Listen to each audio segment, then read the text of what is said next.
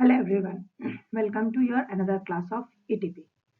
In this class, we will start a new chapter which is General Management, Basic Management Functions. General management के बारे में हम एक नया चैप्टर शुरू करते हैं जो है management functions, basic management functions और जनरल मैनेजमेंट है। सबसे पहले हम मीनिंग ऑफ मैनेजमेंट देखते हैं। Management refers to the process of planning, organizing, staffing, directing, coordinating and controlling. Management का मतलब ही है प्लान करना, ऑर्गेनाइज करना, फिर उसके बाद में स्टाफिंग करके रिक्रूट करना जिसे हम स्टाफिंग कहते हैं, देन डायरेक्ट करना, कोऑर्डिनेट करना अलग अलग डिपार्टमेंट्स को एक साथ और कंट्रोल करके पूरे काम को, प्रोजेक्ट को स्मूथली रन करना, that is known as management. अब हम इसके डेफिनेशंस देखते हैं। According to Mary Parker Follett, management is the art of getting the job done through people. इन्होंने एक बहुत ही सिंपल सा मैनेजमेंट का डेफिनेशन दिया है। ये एक ऐसी कला है जो दूसरों से काम करवाना, जिसे आता है, उस जो करते हैं उसे हम मैनेजमेंट कहते हैं। दूसरों से काम को करवाने की कला को मैनेजमेंट कहते हैं। According to Peter F Drucker, management is a multipurpose organ that manages a business, manages manager and manages workers and work. इनका कहना है कि ये एक मल्टीपल पर्पस का ऑर्गन है जहां पे बिजनेस को भी मैनेज किया जाता है, मैनेजर्स को भी मैनेज किया जाता है, वर्कर्स और वर्क को भी, हर सारे चीजों को जो मैनेज किया जाता है उस तरह के काम को ही मैनेजमेंट कहते हैं। Then according to George R Terry, management is a distinct process consisting of planning, organizing, activating and controlling performances to determine and accomplish the objectives by the use of people and resources. इनका कहना है कि management का मतलब है control करना, process करना, एक पर्टिकुलर प्लान ऑब्जेक्ट को पूरा करने के लिए प्लानिंग करना, फिर उसको ऑर्गेनाइजिंग करना, फिर उसको एक्टिवेटिंग करते हुए, कंट्रोलिंग करते हुए उस ऑब्जेक्टिव को लोगों और जो अवेलेबल रिसोर्सेस है इन दोनों का इस्तेमाल करते हुए ऑब्जेक्टिव्स को जो पूरा करते हैं, that is known as management. From the above, management can be defined as a process of various functions: planning, organizing, coordinating, leading and controlling the business operations in such a manner as to achieve the objectives set by the business firm. इतने सारे definitions को देने के बाद में ये बात फिर से क्लियर होती है कि मैनेजमेंट का मतलब है किसी भी फंक्शन, किसी भी बिजनेस फर्म में जो ऑब्जेक्टिव्स दिए गए हैं उन गोल्स को पूरा करने के लिए प्लान करना, फिर उसको ऑर्गेनाइज करके, फिर सारे डिपार्टमेंट्स के साथ उसको कोऑर्डिनेट करना, लीड करते, कंट्रोल करते हुए बिजनेस ऑपरेशंस को, उस ऑब्जेक्टिव्स को पूरा करने के प्रोसेस को ही मैनेजमेंट कहते हैं। अब हम देखते हैं इसके Characteristics of management. The silent characteristics of management are as follows. Management is a purposeful activity. ये एक उद्देश्य के लिए काम करने वाली प्रक्रिया है। मैनेजमेंट क्या है? किसी एक उद्देश्य की प्राप्ति के लिए जो रास्ता अपना करके जिस रास्ते से चलते हैं उसे मैनेजमेंट कहते हैं। इसके बाद में it is getting things done in a desired manner, and ये दूसरों से काम को अपनी इच्छा के अनुसार, जिस तरह से काम करवाने का मन था उस तरह से काम दूसरों से करवाने की पद्धति को भी मैनेजमेंट कहते हैं। Then it concerns with the efforts of people working in the enterprise. ये एंटरप्राइज में, किसी भी ऑर्गेनाइजेशन में जो लोग काम करते हैं उनको, उनके मेहनत को ध्यान देने के लिए मैनेजमेंट का काम किया जाता है। It relates to decision making, and कई बार कई सारे डिसीजंस लेने के लिए अकेले नहीं लिया जा सकता, तो सबके साथ में मिल करके सारे अलग अलग तरह के उद्देश्यों को देखते हुए डिसीजन लेने में मैनेजमेंट बहुत हेल्पफुल होती है। Then it is a process consisting of various functions such as planning, organising, leading and controlling. And management के अंदर में अलग अलग फंक्शंस होते हैं, जैसे प्लान करना एक फंक्शन है, फिर उसको ऑर्गेनाइज करना एक फंक्शन है, इम्प्लीमेंट करना दूसरा फंक्शन है, देन उसको कंट्रोल करना और उस प्लान को आगे बढ़ाना, ये सारे अलग अलग काम जो है मैनेजमेंट के तहत ही होते हैं। Then it is a fast development profession. ये मैनेजमेंट जो है बहुत जल्दी तरक्की करता है, क्योंकि यहाँ पे सारी चीजें प्लान तरीके से होती है, जिसकी वजह से ये बहुत जल्दी तरक्की करने वाला एक प्रोफेशन है। It deals with direction and control of business activities. ये अधिकतर किन सब बातों के साथ में काम करता है? मतलब ये बिजनेस में जो एक्टिविटीज हो रही है उनको डायरेक्ट करना और उनको कंट्रोल करना, ये काम होता है मैनेजमेंट का। Then management is a dynamic concept which adopts itself to changing business conditions.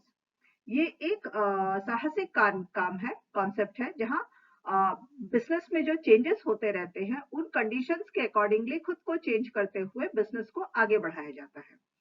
Management is both science and art. Science because it has developed certain principles and laws. It is art because it is concerned with application of knowledge for the solution of organizational problems. Management को science भी कहा जा सकता है और art भी कहा जा सकता है। इसको साइंस इसलिए कहते हैं कि इसने अपने कुछ प्रिंसिपल्स और लॉस बनाए हुए हैं, उन्हीं के आधार पर मैनेजमेंट चलती है। एंड इसको आर्ट इसलिए कहते हैं कि ये जो ज्ञान किसी को मिला हुआ है, उसको जब प्रॉब्लम आता है उसको इम्प्लीमेंट करते हुए उस प्रॉब्लम का सोल्यूशन जो निकालते हैं ऑर्गेनाइजेशन के अंदर में, इसीलिए इसको आर्ट भी कहते हैं। अब हम देखते हैं scope of management. This is related to two aspects. ये स्कोप जो है ये दो तरह से इसका मैनेजमेंट को देखा जा सकता है। पहला है subject matter of management and दूसरा है फंक्शनल एरिया ऑफ मैनेजमेंट। एक है इसका सब्जेक्ट मैटर क्या है, किस लिए मैनेजमेंट की जरूरत है, दूसरा किन किन एरियाज में कहाँ पे मैनेजमेंट को मैनेजमेंट के रास्ते हैं। इन दो तरह के रास्तों पे इसको देखा जाता है। सब्जेक्ट मैटर ऑफ मैनेजमेंट में क्या क्या है? This primary includes various activities like planning, organising, staffing, directing and controlling. इसका स्कोप दोनों जगहों में है, सब्जेक्ट मैटर ऑफ मैनेजमेंट में भी है एंड फंक्शनल एरियाज में भी है। सब्जेक्ट मैटर में क्या है कि जहां प्लानिंग करनी होती है, ऑर्गेनाइजिंग करनी होती है, फिर स्टाफिंग करनी है, देन डायरेक्शन का काम है एंड कंट्रोलिंग का। ये सारे जो टॉपिक्स है यहाँ पर मैनेजमेंट में सब्जेक्ट की जरूरत होती है। जब तक सब्जेक्ट आपको अच्छे से नहीं मालूम हो कि किसके लिए प्लान करना है या किस चीज के लिए ऑर्गेनाइज करना है, किस चीज के लिए स्टाफ रखना है, किन को डायरेक्ट करना है या किस तरह से किन किन को कंट्रोल करना है, मतलब जब तक आपको एग्जैक्टली सब्जेक्ट नहीं पता चलेगा यहाँ मैनेजमेंट नहीं हो सकती। तो जहां सब्जेक्ट है वहां पे मैनेजमेंट के रास्ते हैं। देन फंक्शनल एरियाज, इसके बाद में आता है फंक्शनल एरियाज, मतलब कार्य का क्षेत्र। तो किन किन कार्य क्षेत्रों में मैनेजमेंट का स्कोप है? सबसे पहला है financial management. It includes financial aspects such as cost control, budgetary control, management accounting etcetera. सबसे पहला कार्य क्षेत्र जो है वो फाइनेंशियल मैनेजमेंट में है। फाइनेंशियल मैनेजमेंट में जैसे कॉस्ट कंट्रोल करना होता है, फिर बजट बनाना होता है, बजट कंट्रोल करना होता है, मैनेजमेंट अकाउंटिंग मैनेजमेंट करना होता है। इन सब एरियाज में फाइनेंशियल मैनेजमेंट का बहुत स्कोप है। Then the second point is personnel management. It covers aspects related to personnels like recruitment, training, promotion, retirement, welfare, society security etcetera, social security etcetera. एक था फाइनेंशियल मैनेजमेंट में functional area है जहां financial management में इसका scope है। दूसरा है पर्सनल मैनेजमेंट। पर्सनल मैनेजमेंट मतलब जॉब्स को रिक्रूट करना होता है, ट्रेनिंग देनी होती है, नए लोगों को रिक्रूट किया जाता है, फिर ट्रेनिंग दी जाती है, फिर पुराने लोगों को प्रमोशन दिया जाता है, फिर कई लोग रिटायर हो जाते हैं, तो उनके साथ उनके लिए क्या क्या पॉलिसीज कैसे करने हैं, देन वेलफेयर को कैसे मैनेज करना है, एंड जो इंसान ऑर्गेनाइजेशन में काम कर रहा है उसकी सोशल सिक्योरिटी के बारे में भी पर्सनल मैनेजमेंट ध्यान देती है। तो इस एरिया में भी यहाँ इसके बहुत सारे स्कोप है मैनेजमेंट के। Then the third is production management. It consists of production related activities like production planning, production control and quality control etcetera. इसके बाद में जहां प्रोडक्शन होता है वहां पे भी मैनेजमेंट के बहुत सारे स्कोप है, क्योंकि वहां पे भी ऐसे एक्टिविटीज है जहां प्रोडक्शन के लिए पहले प्लान करना होता है, फिर उसको प्रोडक्शन को कंट्रोल करना होता है। रिक्वायरमेंट के अनुसार ही प्रोडक्शन होती है, ना कि जैसे कि तैसे, जैसे अपनी मर्जी से प्रोडक्शन नहीं की जा सकती। जिस तरह की रिक्वायरमेंट है उसी के अकॉर्डिंगली प्रोडक्शन करना होता है। देन क्वालिटी कंट्रोल भी करना होता है। प्रोडक्शन जब कर रहे हैं तो कोई भी प्रोडक्ट ऐसे ही नहीं बनाया जाता है, उसकी क्वालिटी पे भी ध्यान देना होता है। तो इस एरिया में भी मैनेजमेंट का बहुत ज्यादा स्कोप है। Then the next is office management. Under this, office layout, staffing, equipment layout, etc. are comes. तो उसके बाद में है हमारा ऑफिस मैनेजमेंट। ऑफिस पे देखिएगा हर ऑफिस अलग तरह से होता है, उनका जिस तरह का काम होगा उसके अकॉर्डिंगली ऑफिस का लेआउट बनाया जाता है, उसी तरह से स्टाफ को रखा जाता है, एंड उनमें जो मशीनरी लगती है वो भी उस ऑफिस में काम के अकॉर्डिंगली ही मशीनरी का लेआउट भी बनाया जाता है। तो इन सबको मैनेज करने का काम जो है वो ऑफिस मैनेजमेंट के तहत होता है। Next is marketing management. It deals with price fixation, channels of distribution, market research, sales promotion and advertisement. Marketing management जो है वो किन बातों पे ध्यान देता है, तो प्राइस फिक्सेशन पे। किसी भी प्रोडक्ट को जब बनाया जाता है तो उसका प्राइस कितना होगा, ये फिक्सेशन का काम जो है मार्केटिंग मैनेजमेंट में के तहत होता है।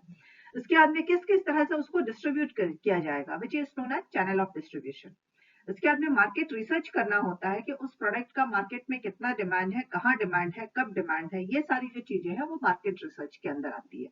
इसके बाद में सेल्स प्रमोशन, सेल्स को किस तरह से बढ़ाया जाए, एडवर्टाइजमेंट्स किस तरह के बनाए जाए, ये सारी चीजें जो है मार्केटिंग मैनेजमेंट के तहत होती है। एंड मार्केटिंग मैनेजमेंट में इन बातों को लेकर के मैनेजमेंट का स्कोप है। Then the next one is maintenance management. It deals with proper care and maintenance of buildings, equipments, plants, machinery, etc. इसके बाद में मैनेजमेंट जो चीजें प्लांट ऑर्गेनाइजेशन के पास में जो भी चीजें हैं उन सबको मैनेज करने का काम भी, मेंटेन करने का काम भी मैनेजमेंट के तहत ही होता है। जहाँ अलग अलग तरह की बिल्डिंग्स होती है, बिल्डिंग्स को भी मेंटेन करना पड़ता है, फिर उसकी जो मशीनरी है उसको मेंटेन करना है, प्लांट है उस, ये सारी जितनी भी चीजें हैं इनको अगर मेंटेन नहीं किया जाए तो ये प्रॉपर वे में काम नहीं करेंगे। तो इनको मेंटेन करने का काम भी मैनेजमेंट ही करती है। तो इस मेंटेनेंस मैनेजमेंट में भी इसका स्कोप बहुत अधिक है। इसके बाद अब हम देखते हैं इसके objectives. Objectives of management, the following are the main objectives of management. इसका सबसे उद्देश्य क्या है? सबसे पहला उद्देश्य है proper utilization of resources. Management का पहला उद्देश्य है the main objective of management is to use various resources in most economic way. The proper use of man, material, machine and money will help to earn sufficient profits for management, salaries for employees and public will get fair deals. सबसे पहला उद्देश्य management का है जो resources available है उनको सही तरीके से इस्तेमाल करना। अगर रिसोर्सेस जो भी है, जैसे वो मनी हो सकती है, मैन हो सकता है, मटेरियल हो सकती है या मशीन्स, उनको अगर सही तरीके से इस्तेमाल किया जाएगा तो सफिशिएंट प्रॉफिट्स मिलते रहते हैं। एंड जब प्रॉफिट सही होते हैं तो सैलरीज और एम्प्लॉयज और पब्लिक को भी अच्छा डील मिलता है एंड एम्प्लॉयज को अपने सैलरीज बहुत अच्छे तरीके से मिलते हैं। तो इन सब चीजों के लिए मैनेजमेंट का पहला उद्देश्य है जो भी रिसोर्सेस है उन सबको सही तरीके से इस्तेमाल करना। Then the next is improving performances. Management should aim at improving performances by fixing of objectives of various factors of production and providing conjunctional environment for workers to give maximum output. इसका दूसरा उद्देश्य होता है जो भी performance हो रही है, जितने भी एम्प्लॉयज हैं उनसे जो भी परफॉर्मेंसेस हो रही है उनको और बढ़ाया जाए, उनको नए नए तरीके से उनको इस तरह से उनके ऑब्जेक्टिव्स फिक्स किए जाए या उनको इस तरह से ट्रेनिंग दी जाए कि वो अपने वर्क को मैक्सिमम आउटपुट दे सके, जो वर्कर्स है जो अपना मैक्सिमम दे सके। इसका भी ये भी एक और उद्देश्य है मैनेजमेंट का। और तीसरा उद्देश्य है mobilising best talents. Management should try to employ persons and in various fields for better results and specialists in various fields for increasing efficiency of various factors of production. Better pay scales, proper amenities, future growth potential will attract more people to join in concern. इसके बाद में management का एक और उद्देश्य होता है जो बेस्ट टैलेंट्स है। हाँ, उस ऑर्गेनाइजेशन में उसके फील्ड से रिलेटेड जितने भी स्पेशलिस्ट लोग हैं जो बेस्ट है उनको रिक्रूट किया जाए, उससे की एफिशिएंसी बढ़ती है एंड अलग अलग तरह के फैक्टर्स, प्रोडक्शन जहां जहां अलग अलग तरीके होते हैं तो उनमें जो एक्सपर्ट्स हैं उनको रिक्रूट किया जाए। अच्छे सैलरीज और सारी सुविधाएं देने पर इस तरह के लोग बहुत अधिक अट्रैक्ट होते हैं जो बिजनेस के लिए बहुत फायदेमंद होता है। Then the last plan is planning for future. Another important factor of management is proper planning. No management should feel happy with today's work and plan for future. Future performance depends on today's plans. इसके बाद में management का एक और उद्देश्य है भविष्य का प्लान करना। कोई भी मैनेजमेंट आज का काम बहुत अच्छा हो गया तो खुश होने से नहीं होता है, उसको भविष्य के लिए आज ही प्लान करना पड़ता है ताकि भविष्य में उसका जो बिजनेस है वो बहुत अच्छे से परफॉर्मेंस दे सके। इसके लिए आज ही प्लान करनी पड़ती है। So these are the objectives of management. ये चार जो है मैनेजमेंट के मुख्य उद्देश्य है। इस वीडियो में इतना ही। अगले वीडियो में हम इसके आगे का देखेंगे। Thank you girls.